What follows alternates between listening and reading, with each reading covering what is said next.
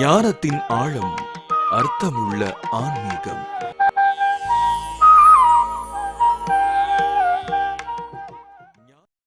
அருட்பெருஞ்சோதி அருட்பெருஞ்சோதி.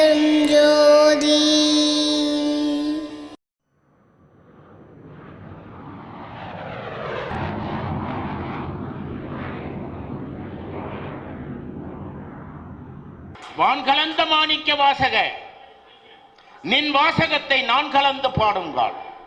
நற்கருப்பன் சாட்டினிலே தேன் கலந்து பால் கலந்து செழுங்கனி தீஞ்சுவை கலந்து ஊன் கலந்து என் உயிர் கலந்து ஒட்டாமல் இனிப்பது வேங்கிறார். நினைச்சு பாருங்க, வான் கலந்த மாணிக்க வாசக நின் வாசகத்தை நான் கலந்து பாடுங்கால்.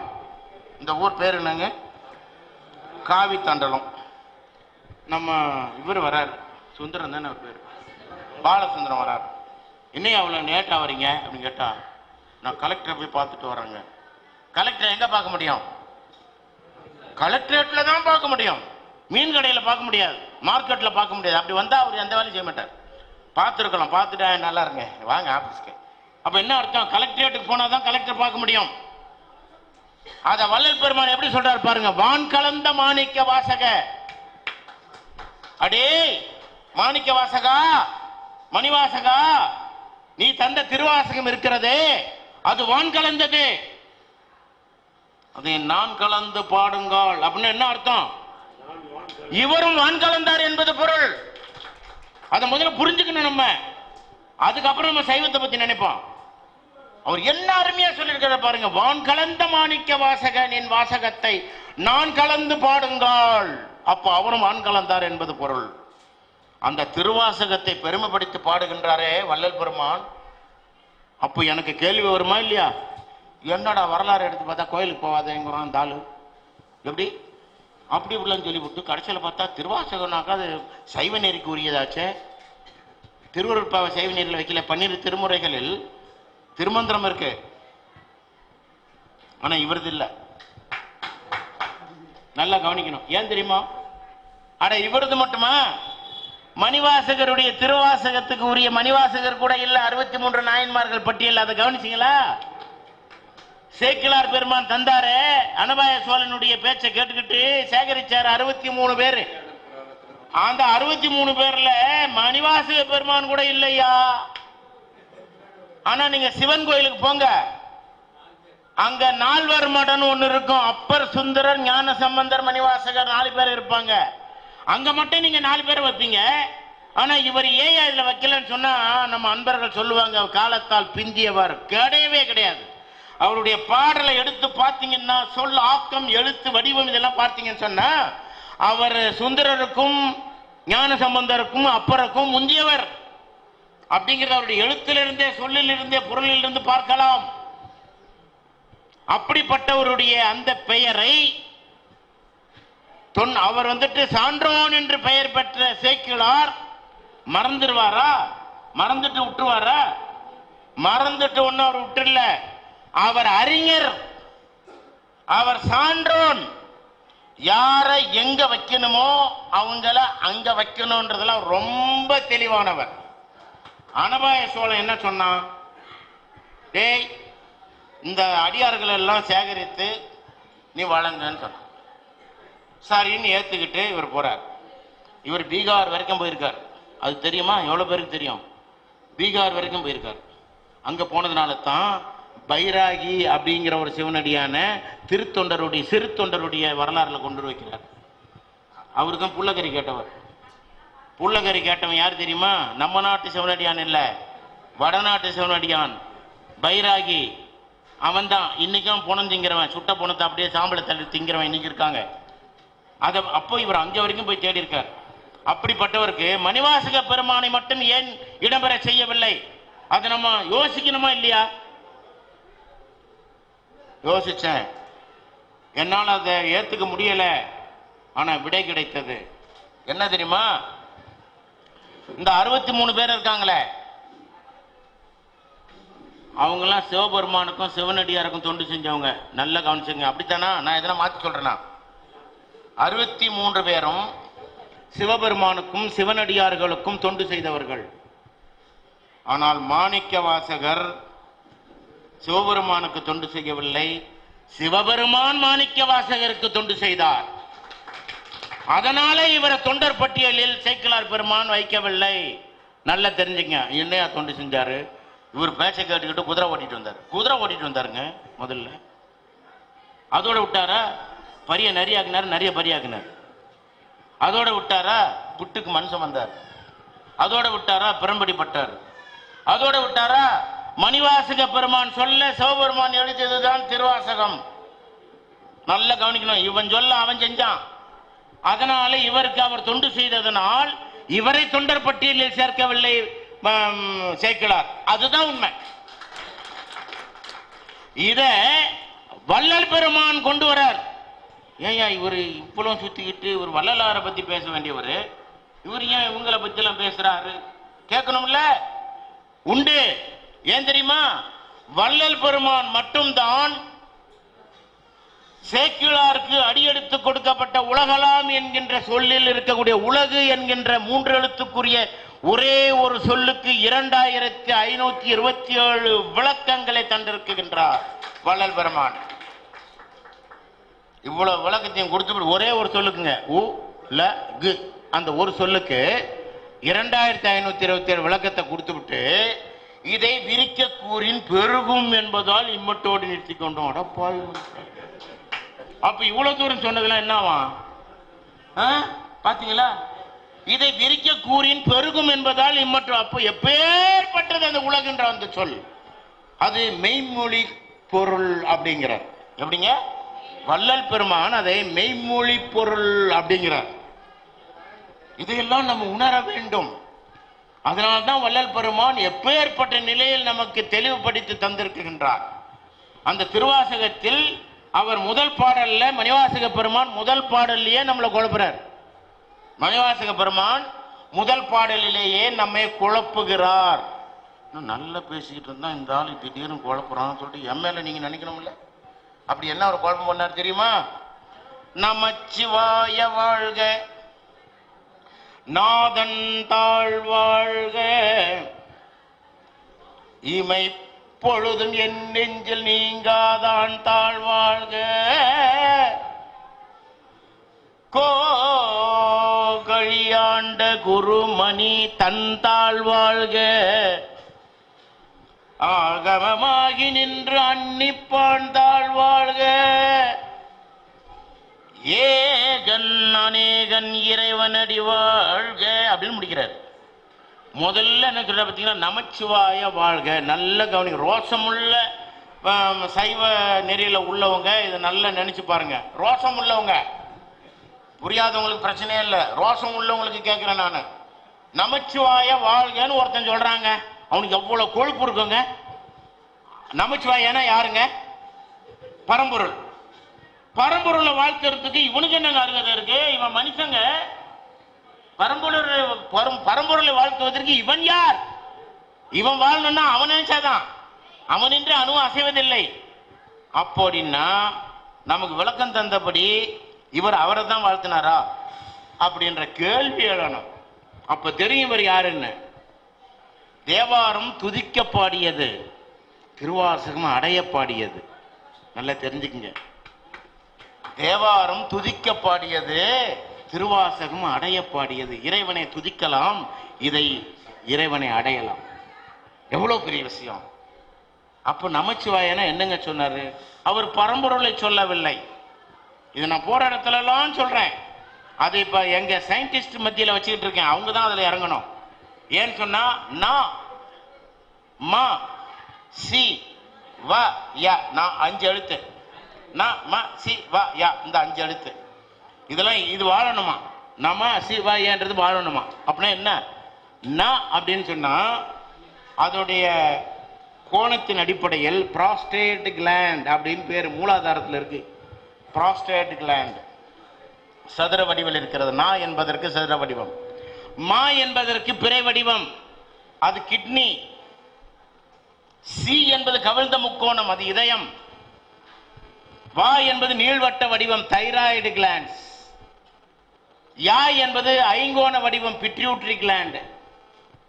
நாம சிவாயா என்று சொல்லக்கூடிய இந்த புரோஸ்டேட் கிளாண்டும் இந்த கிட்னியும் இந்த இதயமும் தைராய்டு கிளாண்டும் இந்த பிட்யூட்டரியும் சரியா வாழ்ந்துச்சுன்னு சொன்னா இவன் மேல இருக்கக்கூடிய பின்னல் கிளாண்டுக்கு போவான்.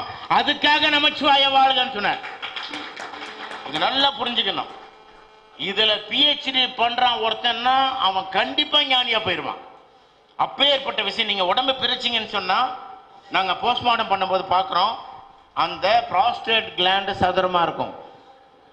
அந்த வடிவு என்ன சொன்னதோ அந்த வடிவு பிரகாரம் உடலுக்குள்ள அந்த கருவிகள் இருக்கு. இதைத்தான் அவர் சொன்னார், இவைகள் வாழ வேண்டும், நமச்சிவாய வாழ்க. அதற்கு பிறகு நாதன் தாள் வாழ்க. நாதன் தாள் என்றால் சுவாசம். சுவாசத்துக்கு எந்த இடையூறும் ஏற்பட்டக்கூடாது, அது சரியா செயல்படணும். மூச்சு போச்சுன்னா பேச்சு போச்சு, சத்து போனா செத்து போனான்னு அர்த்தம். சான்றதான் சேன் மாறிடுச்சு, மறிவிடுச்சு, சத்தெல்லாம் போயிருச்சு. ஆனா உடனே கொண்டு போய் நம்ம அடக்கம் பண்ணிடுறோம், எரிச்சிடறோம். ஆனா போகாத ஒரு சத்து இருக்குது தெரியுமா? எவ்வளவு பேருக்கு தெரியும்? அங்க ஒருத்தர் கை தூக்கிட்டார். திருமந்திரம் திருவாசகம் திருவருட்பாவையும் படித்தவர்களுக்கு அது என்னன்னு தெரிஞ்சிடும், சரியா புரிஞ்சுக்கிட்டவங்களுக்கு. அது என்ன தெரியுமா? தனஞ்சயன் அப்படின்னு ஒரு வாயு இருக்கு. 10 வாயுக்கள் உடலுக்குள்ள 10 வாயுக்கள் இருக்கு. பிராணன், அபானன், வியானன், உதானன், சமானன், நாகன், கூர்மன், தேவதத்தன், கிருகரன், தனஞ்சயன் சொல்லி 10 வாயுக்கள் இருக்கு. அது 10ம் பாதத்தில இருந்து உச்சந்தலை வரைக்கும் இது செயல்பட்டுக்கிட்டு இருக்கு. அதுல தனஞ்சயன்ற ஒரு வாயு மட்டும் மனிதன் இறந்த பிறகு அவன் உடலுக்குள் இருந்து உடலை வீங்க செய்யும். சத்தெல்லாம் போயிடுச்சு, வீக்க மட்டும் எங்க இருந்துச்சு? அப்ப அது உள்ள இன்னொரு சத்து இருக்குதுன்னு அர்த்தம். 72 மணி நேரத்திற்கு பிறகு அவனை அடக்கம் செய்விக்கப்பட்டிருந்தால் அவன் கபாலத்தை பிளந்து சென்று விடும் என்பதாக திருமூலர் சொல்றார். திருமந்திரத்தை பாட்டுனா அது அப்படியே அனாட்டமி, உடற்கூற்றியல் தத்துவ நூல். நம்ம எல்லாம் என்ன நினைச்சிட்டு இருக்கோம்? அது 12 திருமுறையில ஒண்ணு அப்படின்னு வச்சுக்கிட்டு இருக்கிறோம். அப்படியே குண்டு செட்டில் குதிரை ஓட்ட வேண்டியதுதான். அதை கொஞ்சம் வெளியே கொண்டு வந்தாதான் தெரியும். அதை வெளியே கொண்டு வரணும். எப்படி? அறிவியல்ல கொண்டு வரணும், ஆன்மீகத்தில் நிக்க கூடாது. அதை அறிவியலுக்கு கொண்டு வந்தீங்கன்னு சொன்னா விளக்கம் தெரிஞ்சா அதுல கிடைச்சிடும் ஆன்மீகம். அஞ்ஞான இருள் நீங்கி மெஞ்ஞானம் அடைவதற்கு துணை நிற்பது விஞ்ஞானம். அதை புரிஞ்சுக்கணும். இதைத்தான் பாடல் எல்லாம் அன்னைக்கே வச்சுட்டு போயிட்டாங்க. கடைசியில் என்ன சொன்னார் தெரியுமா? ஏகன் அநேகன் இறைவன் அடி வாழ்கணும். இங்கும் ஆரம்பத்திலே ஒரு குழப்பம், முடிக்கும் போதும் சும்மா இல்ல, அங்கேயும் ஒரு குழப்பத்தை வச்சாரு. ஏகன் அநேகன், அட பாவி, ஒன்னா சொல்லிட்டு போய இறைவன் ஏகத்துவமானவன் சொன்னா முடிஞ்சு போச்சு. மறுபடியும் அநேகன் சொன்னா என்ன அர்த்தம்? அப்ப விதவிதமா வணங்குறதுக்கு நீ சப்போர்ட் பண்றியா? அப்படித்தானே அர்த்தம். அது அப்படி இல்லை. இத பாருங்க, இது என்னது? இது பேனா, எழுதுகோள். இதனுடைய மூலப்பொருள் என்ன? பிளாஸ்டிக் இல்லையா? இது பிளாஸ்டிக் தானே. ஆனா நம்ம ஒரு உருவம் கொடுத்த பிறகு அது பேனான்னு கொடுத்தோம். தங்கத்தை கட்டியா எடுத்தோம்னா அது தங்கம். அதை விதவிதமா செஞ்சோம்னா ஒவ்வொன்றுக்கும் ஒரு பேரு. ஆனா மூலப்பொருள் தங்கம் தான். அந்த மாதிரி இது பிளாஸ்டிக். இது ஒன்னா இருக்குது. ஒன்னா இருக்கும் போது மூலப்பொருள் என்னது? பிளாஸ்டிக். இது துண்டு துண்டா உடைச்சிருங்க, அப்ப அது என்னது? பிளாஸ்டிக் தான். எப்படி? அப்பமும் அது பிளாஸ்டிக் தான். நீங்க வளையல வட்டமா வச்சிருக்கும் பொழுது அதுக்கு பேர் வளையல். ஆனா அதனுடைய மூலப்பொருள் என்ன? பவுன். செம்பு செஞ்சிச்சுன்னா அது பொண்ணு, செம்பு சேரலன்னு சொன்னா தங்கம். அப்ப செம்பு சேர்த்த பொண்ணு அது. வளையலா இருக்கிற வரைக்கும் வளையல், மூக்குத்தினா மூக்குத்தி, கம்மல்னா கம்மல், இப்படி ஒண்ணுன்னா சொல்லலாம். அந்த வளையல துண்டு துண்டா எடுத்துட்டீங்கன்னா அது என்னது? பவுனு. அவ்வளவுதான், அது ஒரு பொண்ணு. அப்படித்தான் இப்ப இதுக்கு பேர் வச்சிருக்கிறோம் பேனான்னு சொல்லிட்டு. இதோட மூலப்பொருள் பிளாஸ்டிக். இதை துண்டு துண்டா உடைச்சு எடுத்தாலும் அது பிளாஸ்டிக் தான். அதை உருக்கி எடுத்துட்டீங்கன்னா ஒன்னு நின்றுடும், ஒரு பிளாஸ்டிக் நிற்கும். அப்படித்தான் இறைவன் ஒருவன் தான். அதுக்கு தான் இந்த பொருள், இறைவன் ஒருவன். அதனால்தான் வள்ளல் பெருமான் சொன்னாரு இறைவன் ஒருவன் என்று சொன்னார். இதை மக்கள் மத்தியில் வைக்கணும்ன்றதான் வள்ளல் பெருமானுடைய நோக்கம். இன்னைக்கு எனக்கு தலைப்பு என்ன தெரியுங்களா? ஆண்மை நேய ஒருமைப்பாடு. அதான் என்னுடைய தலைப்பு இன்றைக்கு. இன்னைக்கு உலகத்துல வார் நடக்குது, போரு, அங்கங்க அடிச்சு சாப்பிடானுங்களே. ஏன் தெரியுமா? நாடு பிடிக்கவா? அரசாட்சி பண்ணவா? அதுக்கு நடக்கல. இவனுடைய மதத்தை தூக்கி நிறுத்துறதுக்காக வேண்டி நடத்திட்டு இருக்கிறான். மதம் தலைவிரித்து ஆடுகின்றன. இன்னைக்கு சண்டை பிடிச்சி ஆகுறான். அப்போ அதனால்தான் வள்ளலார் என்ன சொன்னாரு, அவரு வள்ளலாரை போன்று சைவ நெறியில் வெறித்தனமான சைவ நெறியாளர் யாரும் கிடையாது. அதுக்கு ஒரு சான்று என்ன தெரியுமா? நல்ல சூடு. அதுக்கு சான்று என்ன தெரியுமா? போற்றி நீரிடா புலையரை கண்டால் போக போக நீர் புலம் இழந்து அவமே, நீற்று மேனியர் தங்களை கண்டால் நிற்க நிற்க அந்நிமலரை காண்க, சாற்றின் நன்னெறி ஈதுகான் கண்கால், இனிய நீரிடா ஈன நாயி புலையர்க்கு எல்லில் பாதியும் ஈகுதிர ஒளி. என்னங்க இப்படியாங்க அநியாயமா பேசுறது? நான் திருநீரிட்டுக்கலன்னா நான் ஈன நாயி புலையன் இப்படியாங்க என்ன மோசமா திட்டார் பார்த்தீங்களாங்க. இவர் அன்பே உருவமானவரான் சொல்றாங்க. அன்புன்னா வள்ளலார் பாட்டில் எழுதிவிட்டாங்க. அவர் தாங்க சொல்றாரு, இனிய நீரிடா ஈன நாயி புலையர்க்கு எல்லில் பாதியும் ஈகுத. எள்ளு கூட கொடுக்கணும்னு சொல்ல, எள்ளுல பாதி கூட கொடுக்காதீங்கன்றார். எல்லில் பாதியும் ஈகுதல் ஒளிக, இனிய நீரிடும் சிவனடியவர்கள் எம்மை கேட்கணும் எடுத்தவர்கள். இவருக்கு 84 ஏக்கர் நிலம் கொடுத்துருக்கானுங்க, அதை கூட எடுத்துக்கூடான்றார். பவர் ஆஃப் அட்டர்னி தரார். அப்ப பாருங்க, அப்ப அவர் சைவ நெறியில எப்படி திளைத்து இருந்திருப்பார் நினைச்சு பாருங்க. அவர் தாங்க அடுத்து பின்னாடி பாடுறாருங்க.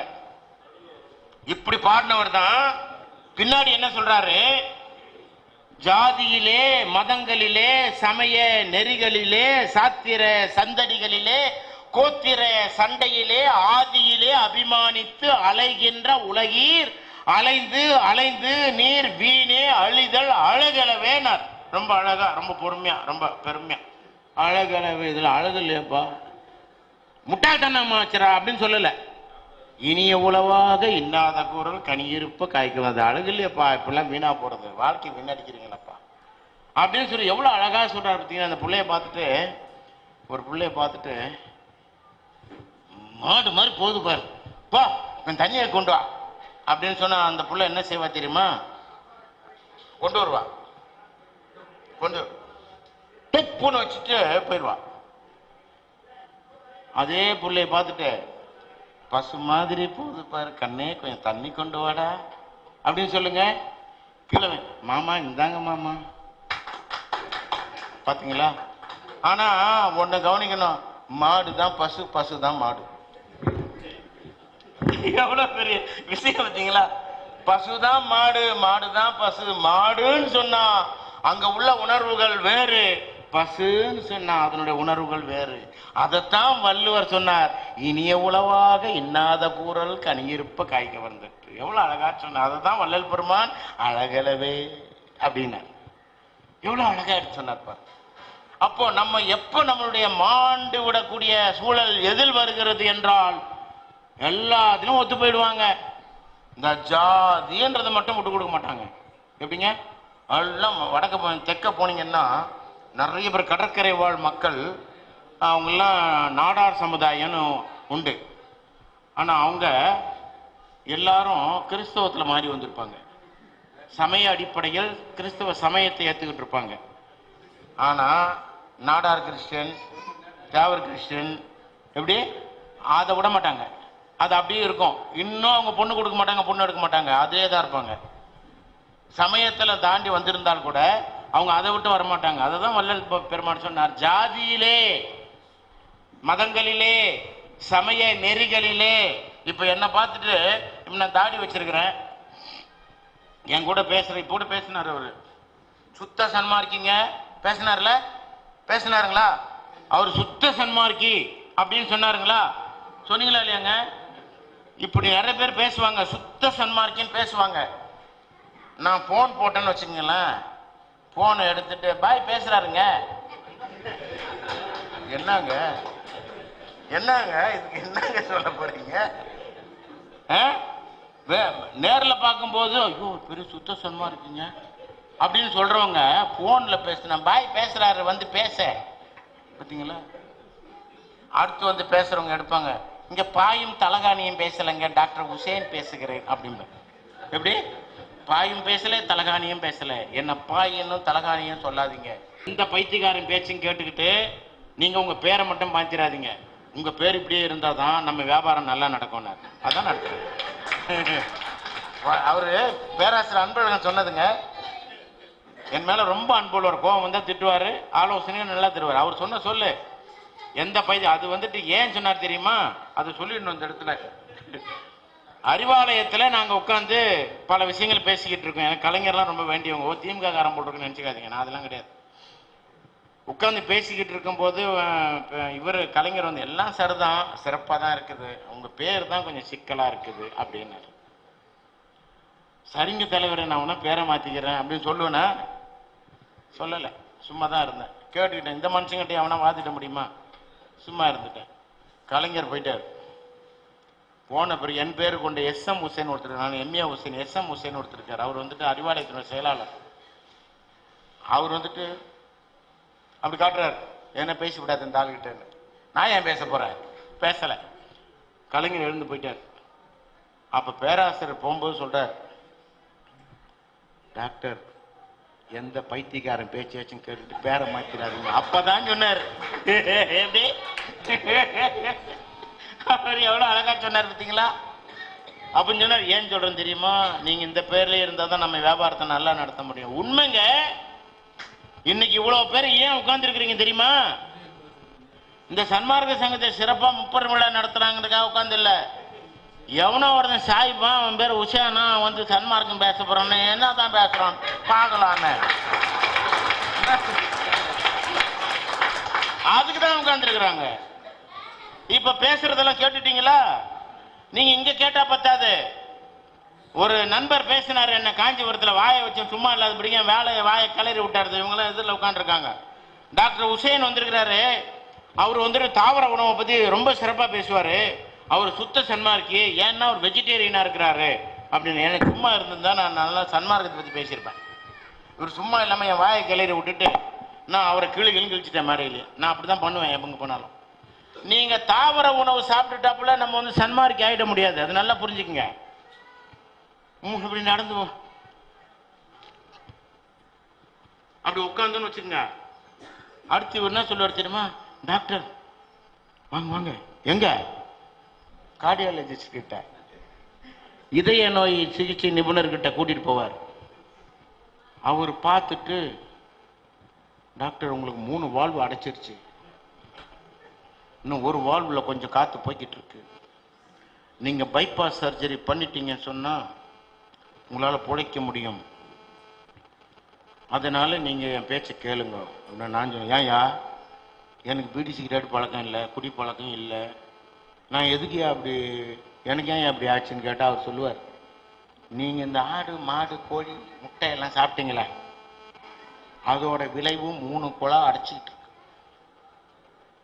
அப்ப என்ன செய்ய சொல்றீங்க? இன்னையோட இந்த ஆடு மாடு கோழி முட்டை மீன் எல்லாம் விட்டுறணும். சரிங்க. அதுக்கு முன்னால நான் யார் தெரியுமா? 5 நேரமும் தொழக்கூடிய சரியான முஸ்லீம். அது 10ஆவதுக்கு ராத்திரி 2:30 மணிக்கு எந்திரிச்சு தஹஜ்ஜத் தொழுகை தொழக்கூடியவன். காலையில சூரியன் உதிச்சதும் ஒரு தொழுகை, இஷ்ராக்கு தொழுகை. 9:30 மணிக்கு லுஹா தொழுகை. எப்படிங்க? உதிப்பதற்கு முன் தோன்றக்கூடிய ஃபஜர் தொழுகை, லொஹர் தொழுகை, அசர் தொழுகை, மகரிபு, இஷா அப்படின்னு சொல்லி அத்தனை தொழுகையும் தொழக்கூடியவனாச்சே. அல்லாஹ் சொல்லியிருக்கிறானே, இதையெல்லாம் சாப்பிடக்கூடியதுன்னு சொல்லியிருக்கிறானே, நம்ம சாப்பிடாம இருக்கலாமா? ஒரு துண்டாவது நம்ம சாப்பிடணுமே அப்படின்னு சொல்லிட்டு சாப்பிட்டுக்கிட்டு இருந்தவன் எதை மதிச்சு? சமயம், குரான், நம்ம இமாம், நம்ம வழி தோன்றல்கள், இவங்கெல்லாம் சொன்னதெல்லாம் கேட்டுக்கிட்டு எல்லாம் நம்ம மதிச்சு சாப்பிட்டுட்டு இருந்தோமே, அது உயர்ந்த சிந்தனை தானே. அப்படி இருக்கும்போது இவர் என்ன சொல்றாரு? இதெல்லாம் நிறுத்திட்டீங்கன்னா ஓரளவுக்கு உன்னை காப்பாற்றலாம் அப்படின்னு சொன்னதும் உடனே அதை ஹராமாக்கிடுவேன். நான் ஹராம்னா கூடாத பொருள், உடனே வேணான்றுவேன். அப்போ இவன் அல்லாவை மறந்துட்டான், குரானை மறந்துட்டான், இமாம மறந்துட்டான், வழித்தோண்டலை மறந்துட்டான். இப்ப நிக்கிறது யாரு? கார்டியாலஜிஸ்ட். டாக்டர் தான் இப்ப தெய்வம். அவர் சொன்னதை கேட்டு இன்னையில இருந்து நடந்துட்டா அப்ப அவன் வந்துட்டு சன்மார்க்கி ஆயிடுவானா? நான் இதை கேட்கிறேன், தெரியாம தான் கேட்கிறேன். தாவர உணவாளனா மாறிட்டு அவன் சன்மார்க்கி ஆயிடுவானா? நீங்க வாங்க என் வீட்டுக்கு, என் வீட்டுல இவ்வளவு பெரிய நாய் வளர்க்குறேன், இவ்வளவு பெருசு இருக்கும். ஒரு அல்சேஷன், அது அல்சேஷன் இல்ல, அது ஜெர்மன் ஷெப்பர்ட் வளர்க்குறேன். இன்னொன்னு பாமேரியன் ஒரிஜினல் வளர்க்குறேன். ரெண்டும் சுத்த சைவம், தெரிஞ்சுக்குங்க. நான் சைவமா வளர்க்குறேன், என் வீட்டில் வளர்க்குறேன். இது வரைக்கும் வளர்த்த அத்தனை நாயும் சைவ நாய் தான். எல்லா ஜாதி நாயும் வளர்த்துட்டேன், எல்லாமே சைவ நாய் தான். ஆனா விட்டீங்கன்னா, வேட்டைக்கு விட்டீங்கன்னா ஃபெரோஷியஸா இருக்கும். அப்படி பயிற்சி பண்ணி வச்சிருக்கேன். நீங்க என்னத்தை கொடுக்குறீங்களோ அதை தாங்க அது திங்கும். அதை கொடுத்து பழக்கணும், அதுல வந்துடும்.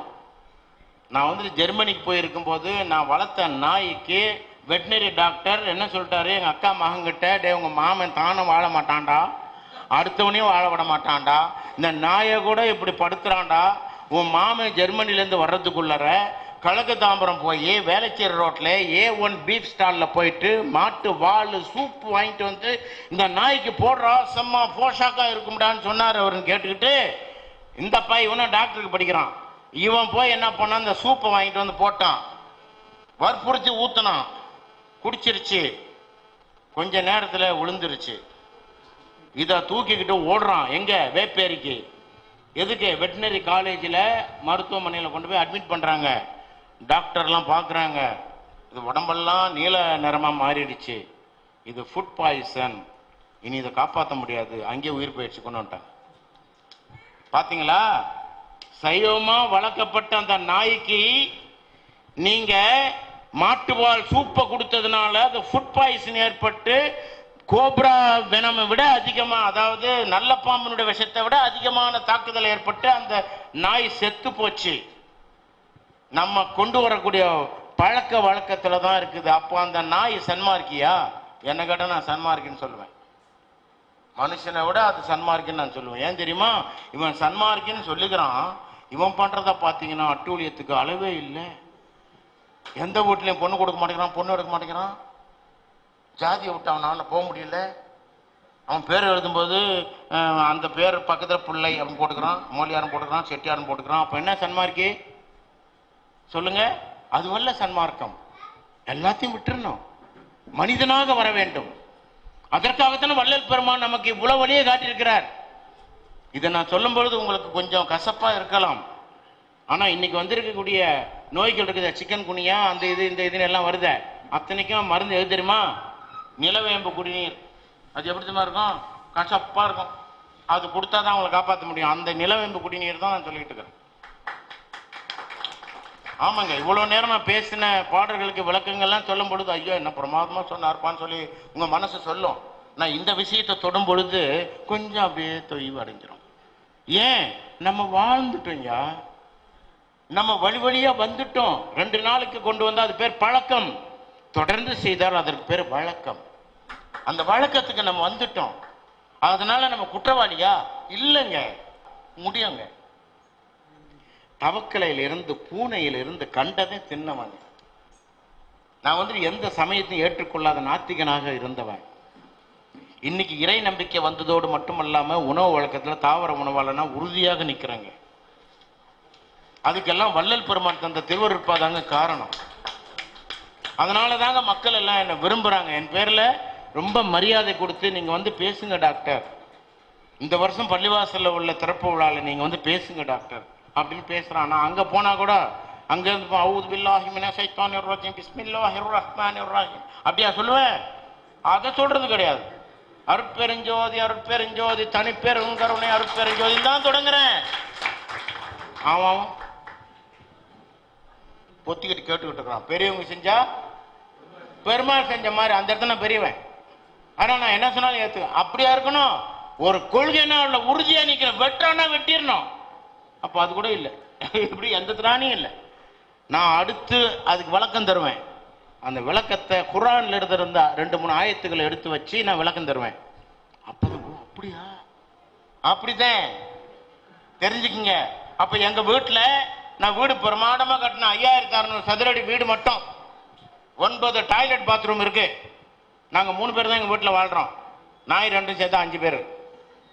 எதுக்குடா இவனுக்கு 3 பேர் வாழ்றதுக்கு 5600 சதுர அடியில் வீடு, இவன் ரொம்ப கொழுத்து போனவன் போல் இருக்கு, 9 பாத்ரூம்ன்றான் அப்படின்னு நினைப்போம்ல. பணம் இருந்தது கட்டினேன். எதுக்கு தெரியுமா? யார் எந்த ஊர்ல இருந்து வந்தாலும் எங்க வீட்டில் தான் தங்கணும். அவங்க வெளியில போய் சாப்பிடக்கூடாது. நாங்க சமைச்சு போடுவோம், அதை தான் சாப்பிடணும். நான் வண்டி, பெரிய வண்டி வச்சிருக்கேன், அந்த வண்டி எடுத்துட்டு தான் போகணும். அவங்க வேலையெல்லாம் முடிச்சுட்டு அவங்க ஊருக்கு போய்க்கலாம். அப்படித்தான் இன்னைக்கு வரைக்கும் நடந்துகிட்டு இருக்கு. அதுக்காக கட்டினது தான் அந்த வீடு. அப்ப நம்ம நோக்கம் எல்லாம் எதுவாக இருந்தாலும் அது பொதுவாக இருக்க வேண்டும். ஏன்னா அதெல்லாம் விட்டுட்டு தானே ஒரு நாள் போறோம். எல்லாத்தையும் விட்டுட்டு போறோங்க. என்னத்தை சேர்த்தாலும் முடிவெடுக்கிறேன். உண்ண உணவு இருக்கிறது, உடுக்க உடை இருக்கிறது, இருக்க இடம் இருக்கிறது, வாகன வசதி எல்லாமே இருக்குது. இனிமே என்ன வேண்டி கிடக்குதுன்றதுனால எனக்கு சம்பாதிக்கிற பணத்தை அத்தனையும் அப்படியே கொடுத்துட்றேன். எதையும் நான் வச்சுக்கிறது இல்லை. வட்டிக்கு கூட நான் பணம் வாங்குறேன். சில நேரங்கள்ல வட்டிக்கு பணம் வாங்குறேன், வாங்கி எடுத்த காரியத்தை நடத்துறேன். அப்புறம் அந்த வட்டிக்கு நான் பணத்தை கட்டுறேன். எதையும் நான் சேர்த்து வச்சுக்கல. நான் ஏன் சேர்க்கணும்? இதுதான் நோக்கம். எல்லாத்தையும் சன்மார்க்கத்துக்குன்னு விட்டாச்சு. கொடுக்க கொடுக்க இறைவன் நம்மளை நல்ல விதமா வச்சுக்கோ. இந்த இடத்தை தந்திருக்காங்க. இந்த ஐயா வந்துட்டு பட்டியல் போட்டு காணோம் வந்து இங்க பேசினாரு. ஒவ்வொருத்தருக்கா ஒவ்வொரு துண்டு கொடுத்தாரு. சொன்னா, அள்ளிக்கொள் வண்ண குறுமுகிலாயினும் கள்ளி மேல் கை நீட்டார் சூடும்பு வன்மையால் செல்வம் பெருதுடையராயினும் கீழ்களை நல்லார் அறிவுடையார் அப்படின்னா, எடுத்து சூடிக்கலான்ற அளவுக்கு அழகாக இருக்குமாம் கல்லியிலே வளரக்கூடிய மலர். அள்ளிக்கொள் வண்ண குறுமுகில் ஆயினும் கள்ளி மேல் கை நீட்ட, அதை எடுத்து தலையில வச்சுக்க மாட்டாங்க. ஏன்? அது சூடக்கூடிய மலர் அல்ல. அத போல எவ்வளவுதான் செல்வம் கொழிச்சிருந்தாலும் அவங்ககிட்ட எவனை நாட மாட்டான். ஏன்? அவன் ஒரு காசு கொடுக்காத கஞ்சன். எப்படி அன்னைக்கே பாடிட்டாங்க, அள்ளிக்கொள் வண்ண குறுமுகில் ஆயினும் கள்ளி மேல் கை நீட்டார் சூடும்பு வன்மையால் செல்வம் பெருதுடையராயினும் கீழ்களை நல்லார் அறிவுடையார் அப்படின்னு சொன்னான். அதோட விடல, எட்டி பழுத்தால் என்ன, ஈயாத லோபி வாழ்ந்தால் என்னன்னு சொன்னாங்க. ஆனா அதை கூட நான் அந்த பாடல் நான் ஒத்துக்கிறது இல்லை. ஏன் தெரியுங்களா? எட்டி பழத்தில் இருக்கக்கூடிய அந்த குழகுழப்பு இருக்கு பார்த்தீங்களா, அது தாளகம் என்று சொல்லக்கூடிய ஒரு பாஷாணத்தை கட்டி மருந்தாக்குது. அதுக்கு கூட அது பயன்படுது. பணத்தை வச்சுக்கிட்டு போன மாதிரி காத்து கடந்து எதுவுமே இல்லாம செத்து போறவனால என்ன நடக்க போகுது பாருங்க. அவங்க இந்த இடம் கொடுக்கறது சாதாரண விஷயம் இல்லைங்க. தேடி வைத்து கேடு கட்ட மானிடரை கேளுங்கள், கூடி விட்டு ஆவிதான் போன பின்னே அப்படின்னு ஒரு பாட்டு வரும். ஆமா, இந்த பாட்டு பாட தெரியல. அந்த மாதிரி எல்லாம் கூட விட்டு ஆவி போயிடுச்சுன்னா வாடகை விடுங்க, இதை கொண்டு போய் உள்ள வச்சிருவாங்க. தாய்லாந்துல போயிருக்கிறேன். நாட்டினுடைய நன்மதிப்பை பெற்றவன். அந்த நாட்டு மன்னரும் முப்படை தளபதிகளும் எனக்கு விருது கொடுத்தாங்க. அப்படிப்பட்ட ஒரு சிறப்பு வாய்ந்தவன் நான். எனக்கு அரசாங்கம் கார் கொடுத்து என்ன ஊரை சுத்தி பார்க்க அனுப்புது அரசாங்கம். எனக்கு முன்னாடி போன ஒரு வண்டியில ஒரு நாய் அடிபட்டுடுச்சு. எதிரில் பழக்கடைகள் வச்சிருக்குது. அதில் ஓடி ஒரு 10-15 பேர் ஓடி வந்து அப்படியே நம்ம தேங்காய் உடைச்சோம்னா சூற தேங்காய் உடைச்சா பொறுக்குவோமே, அந்த மாதிரி அந்த நாயை பொறுக்கிட்டு போயிட்டானுங்க. என்னடா இது நடக்கிட்ட? எல்லாரும் சாப்பிடுவாங்க ஐயா. எப்படி? அந்த நாயை கூட திங்கிறதுக்கு ஆள் இருக்குதுங்க. மனுஷன் செத்து போனான்னு சொன்னா உட்காந்து அழுகுறாங்களே, எப்படி அழுவான்? அது அவர் சொன்னார் பட்டினத்தை, செத்த பிணத்தை சீராய் அலங்கரித்து சாகும் பிணமெல்லாம் குந்தி அழுவதடினார். எவ்வளவு அழகா சொன்னார் பார்த்தீங்களா? செத்த பிணத்தை சீராய் அலங்கரித்து சாகும் பிணமெல்லாம் குந்தி அழுவதடினார். உட்காந்துட்டு எழவு கொடுக்குறவங்க என்ன செய்வாங்க தெரியுமா? அழுவாங்க. எங்கேருந்து வந்து ஒரு மனுஷன் அழுவா, ராசா என்ன விட்டு போயிட்டியாடா அப்படின்பா. இந்த வீட்டில் உள்ளவ பாப்பா, இவ இந்த ஊருக்காரி, இவ வந்து நம்ம ஆளை பார்த்துட்டு ராசா என்னை விட்டு போயிட்டியடாங்கிறா. ஒதுக்கித இங்க குழப்பம் வந்துரு செத்த வீட்டுல. ஆனா இது உண்மை அது இல்ல. இங்க வந்து உட்கார்ந்ததும் அந்த அம்மாவுடைய புள்ள ஆக்சிடென்ட்ல செத்துருப்பான் காலேஜ்ல. இதை பார்த்ததும் இந்த அம்மாவுக்கு அந்த எண்ணம் வந்துடும். அதுதான் ஒத்த உணவுன்றது. அந்த உணர்வுல இந்த அம்மா அதை சொல்லிக்கிட்டு இருப்பாங்க. இங்க நிலைமை வேற. ஆனா இப்படி எல்லாம் பக்கத்துல இருக்கிற முந்தானை எடுத்து இவங்க மூக்கு துடைச்சுக்குவாங்க. எப்படி? நல்லா தெரியும் உங்களுக்கு. இது நம்ம தொட்டா தெரியாதா? நம்ம கட்டின சேலை என்ன, நம்ம தொடர சேலை என்னன்னு தெரியாதா? எடுத்து கணக்க மூக்க என்னவா அவ்வளோ அப்படியே இறங்குறாங்களா அவங்க. அப்படி இறக்கம் கொண்டு ஒப்பாரி வச்சவங்க கூட கொஞ்ச நேரம் பொறுத்து பாத்ரூம் போற மாதிரி போயிட்டு எப்ப எடுக்க போறீங்க எப்படிங்க எப்ப எடுக்கிறோம் அப்படிதான் கேட்பாங்க. அப்ப அங்க இருக்கிறவங்க எல்லாம் டைம் எடுத்து அவர் வரணும் இவர் வரணும் சொல்லிட்டு இருப்பாங்க. ஏன் தெரியுமா அவங்க அப்படி சொன்னாங்க? அவங்களுக்கு தான் தெரியும் பக்கத்துல உட்கார்ந்து இருந்தப்போ வந்த துர்நாற்றம். இது இன்னும் உள்ள இருந்தோம்னா இன்னும் கொஞ்ச நேரத்துல எல்லாரும் மூக்கையும் தொட ஆரம்பிச்சிருமாடா, சீக்கிரம் எடுத்துன்னு போயிட்டா நல்லதாச்சுரான்னு சொல்லிட்டு அந்த மனுஷன் அந்த எண்ணத்துல சொல்லுவா. பொது நோக்கம் தான் அது. அப்ப கூட நம்ம உடம்பு எப்படா தூக்கின்னு போய் எரிப்பாங்க புதைப்பாங்கன்னு தான் மற்றவனை சொல்ல வைக்குமே ஒழிய, வீட்டில் வச்சிருக்கிறது சட்டம் கூட இடம் கொடுக்காதுங்க. 2 நாள் வச்சிருந்தா போலீஸ் வந்து உங்களை கைது பண்ணிடுவாங்க. அப்படிப்பட்ட உடம்புங்க இது. இவ்வளவுதாங்க. நம்ம எண்ணத்தை சேர்த்து வச்சு எண்ணத்தை பண்ணி நம்ம என்ன வாழ போறோம்? நேற்று இருந்தது தாங்க இன்னைக்கும். கஷ்டங்கள் எப்பொழுது கஷ்டங்கள், நன்மைகள் துன்பங்கள் இன்பங்கள் வந்துகிட்டே இருக்கும். ஆனா எப்பொழுதுமே நம்ம நிலையான சிந்தனையோடு இருக்கணும்னு சொன்னா மக்களுக்கு சன்மார்க்க சிந்தனை வரணும். அப்பதான் முடியும். சன்மார்க்க சிந்தனை வரணும். இந்த பகுதியை பார்த்தோம்னா ஒவ்வொரு வீடும் என் வீடுன்னு நினைக்கணும். அதுக்காக அந்த வீட்டில் போயிட்டு நீங்க பத்திரம் போட்டு வித்துட முடியாது. அந்த வீட்டில் உள்ளவங்களாம் நம்ம மக்கள் நினைக்கணும். எல்லாம் நம்ம சகோதரர்கள் நம்ம சகோதரிகள், நமக்கு பொறுப்பு இருக்கு அப்படின்னு நினைக்கணும். ஏன் தெரியுமா? விடம் கொண்ட மீனை போலும் வெண்தளல் மெழுகு போலும் படம் கொண்ட பாந்தல்வாய் பற்றிய தேரை போலும் திடம் கொண்ட ராமபானம் செருக்கள துட்ட பொழுது கடன் கொண்டார் நெஞ்சம் போலே கலைஞனான் இலங்கை வேந்தன். இதான் பாடல். எல்லாரும் கடன் கொண்டார் நெஞ்சம் போல கலைஞன் இலங்கை வேந்தன் பாட்டு மட்டும் சொல்லுவாங்க. அந்த சொல்லுவாங்க. இவ்வளவு பெரிய பாட்டு இருக்குதுன்னு யாரும் சொல்ல மாட்டாங்க. விடம் கொண்ட மீனை போலும் வெண்தளல் மெழுகு போலும் படம் கொண்ட பாந்தல்வாய் பற்றிய தேரை போலும் திடம் கொண்ட ராமபானம் செருக்கள துட்ட பொழுது கடன் கொண்டா. அந்த கடன் என்ன தெரியுமா? குடுக்கல் வாங்கல் கடனா? அது அல்ல. பெற்றோர் பிள்ளைகளுக்கு கடன், பிள்ளைகள் பெற்றோருக்கு கடன், உற்றார் உறவினருக்கு கடன், அண்டை வீட்டுக்காரனுக்கு கடன், இந்த வீதிக்கு கடன், வீதியில் செல்வோருக்கு கடன், ஊருக்கு கடன், நகருக்கு கடன், நாட்டுக்கு கடன், உலகுக்கு கடன், மனித சமுதாயத்துக்கு கடன், உயிரினங்களுக்கு கடன், இறைவனால் படைக்கப்பட்ட அனைத்து படைப்பினங்களுக்கும் கடன்றதுனால தான் வள்ளல் பெருமான் சொன்னாரு. அந்த இடத்துல ரொம்ப அழகா சொன்னார். வாடிய பயிரை கண்ட போதெல்லாம் வாடினேன், பசியினால் இளைத்தே வீடுதோறும் இறந்தும் பசியராத அயர்ந்து வெற்றரை கண்டுளந்துடித்தேன்னு சொன்னார். அப்ப இவ்வளோ கடன் நமக்கு இருக்குதுங்க. நீங்க வீதியில் என்னையா கடன் சொல்லியா அப்படின்னு கேட்டீங்கன்னா, நம்ம 2 பேரும் நின்று பேசிட்டு இருக்கிறோம். ஒருத்தர் வீதியில் ஒருத்தர் வராரு, ஐயா இந்த முகவரி எங்கெங்க இருக்குது அப்படின்னு கேட்டா, இந்த முகவரி நமக்கு தெரியும். நம்ம என்ன செய்யணும்? இப்படி போனீங்கன்னா இது அங்க போனீங்கன்னா அந்த வீடு வந்து சொல்லணும் இல்லையா? அதை விட பெருசு நம்ம பேசிக்கிட்டு இருக்கிற பேச்சு. அதனால இந்த அங்க நிக்கிறாரு உட்காந்து அவர் போய் கேளுங்க அப்படின்றோம். அவ்வளவுதான்.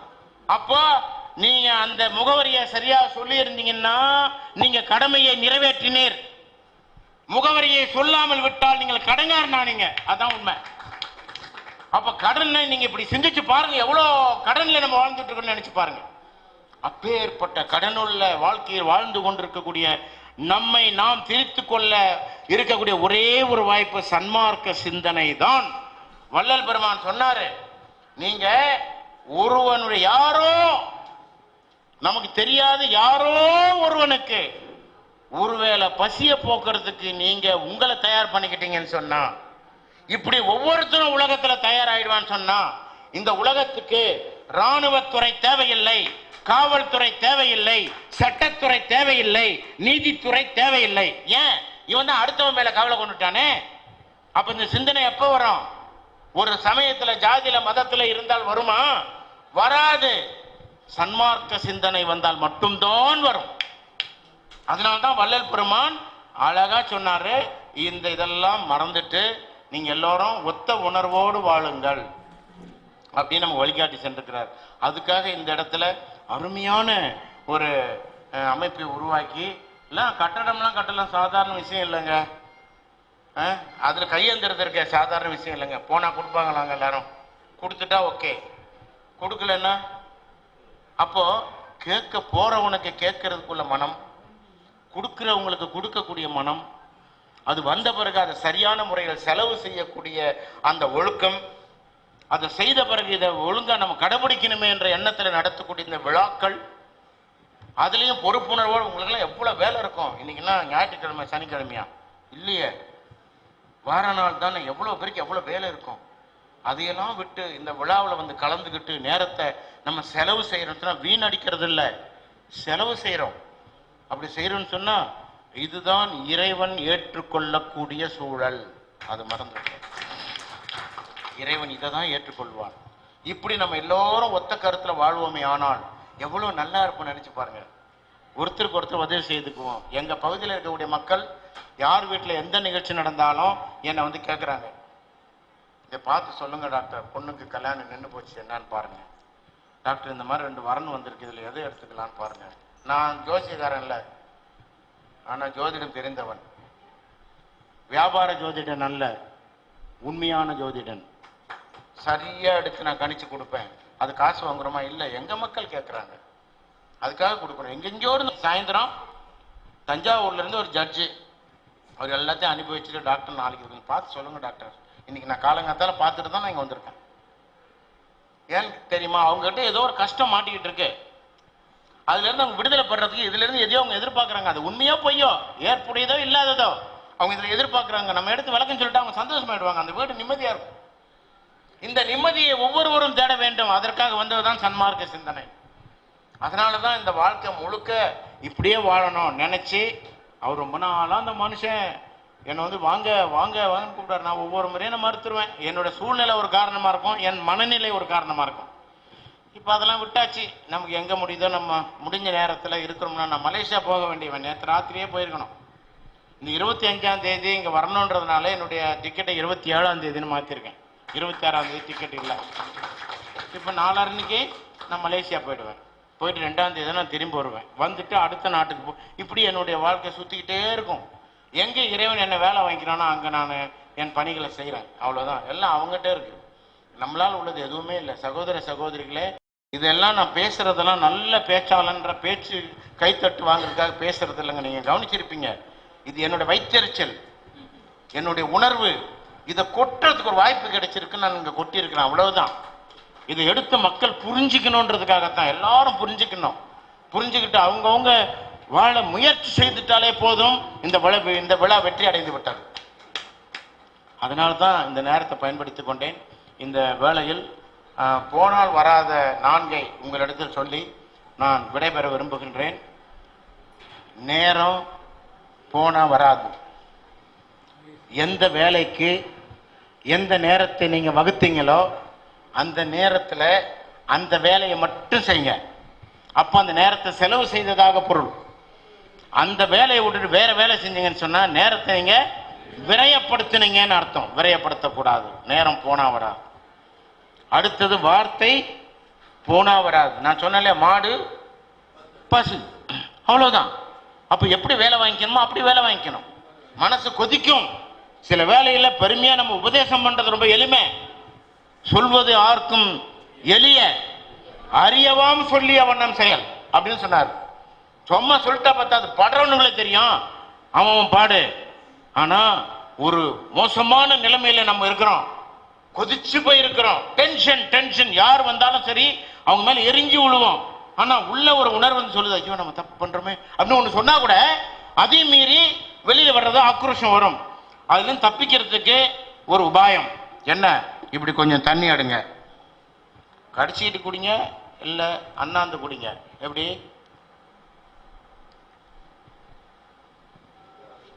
பொறுமையா குடிங்க.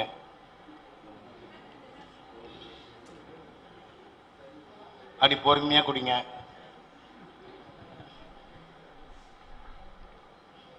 இப்படி பொறுமையா குடிச்சு வாயை துடைச்சிக்கிட்டீங்கன்னா, நீங்க பிராக்டிக்கலா செஞ்சு பாருங்க.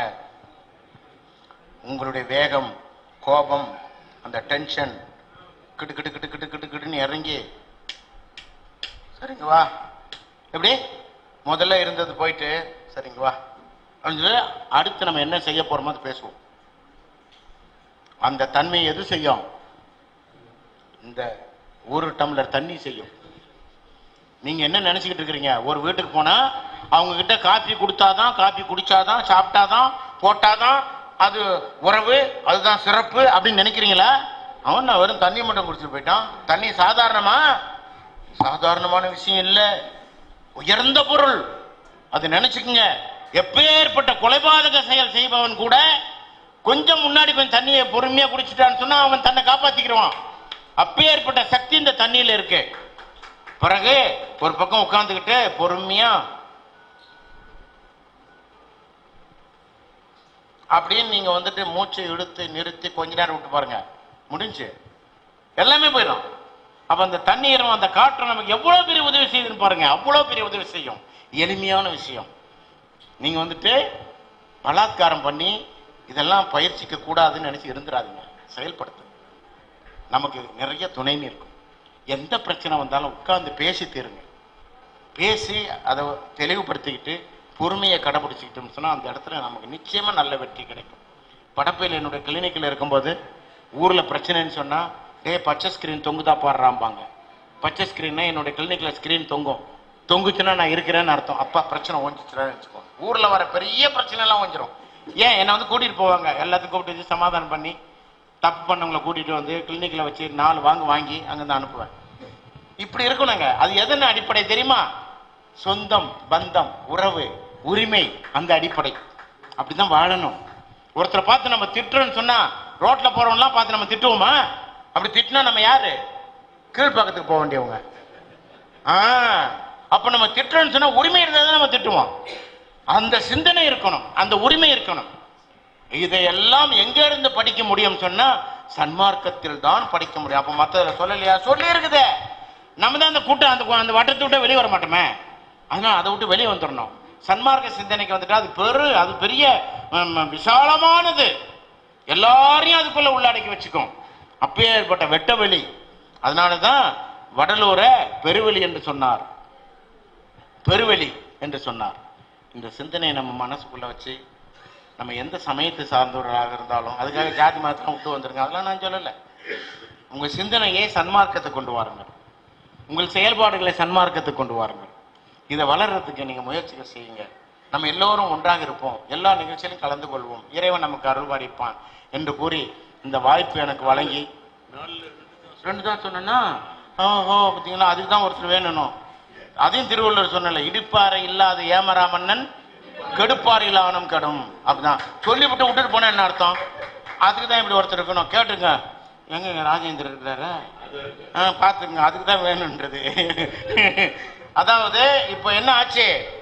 போனா வராது நாள்ல ஒண்ணு, நேரம் போனா வராது. அடுத்தது வார்த்தை போனால் வராது. அடுத்தது உயிர் போனால் வராது. பசங்களுக்கு பல்சர் மோட்டார் சைக்கிள் வாங்கி கொடுக்காதீங்க.